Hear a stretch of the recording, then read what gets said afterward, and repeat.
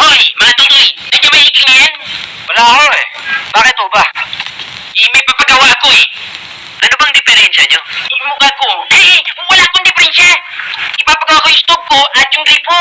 Wala akong problema dyan dahil kayang-kaya ho namin gawin yan. Hindi nyo na kailangan si Mang Iking. Totoo ba? Bakit po, Mama Dong? Ano ba problema nito? Yung mag-automatic. Kailangan pasindihan mo ng pusporo. Tuong gripo, anong problema? Humina ang tulo. Daddy, sino sila? Sila ang gagawa ng stove at gripo natin. Mama Dong, ang ganda pala ng anak nyo ah. Ano ka na? Asawa ko yan, mga unggoy.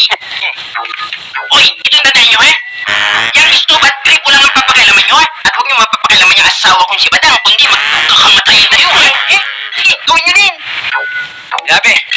Yabe. Screwdriver. Yes, screwdriver.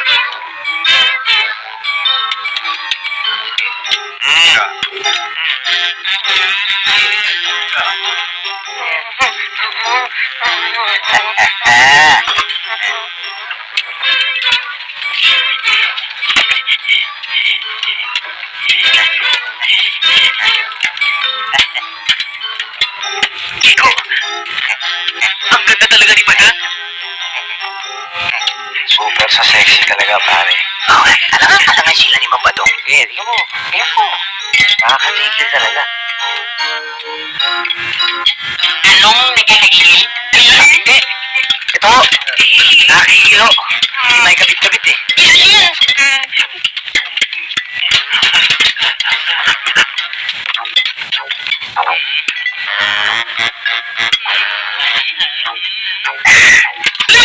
Hindi mo matapos yan? Mang Madong, tamang-tama nga akong dating nyo eh.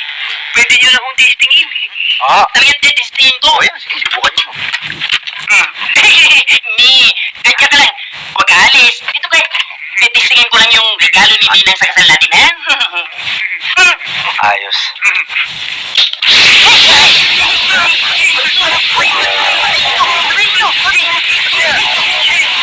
Ito! Ano naman ito?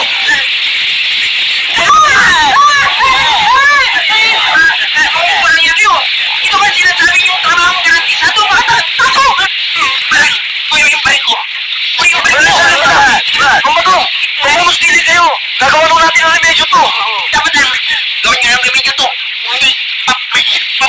Papatayin ko kayo! Ay, bubuhay! Titingnan mo yung asawa ko! Yung asawa ko! Okay na.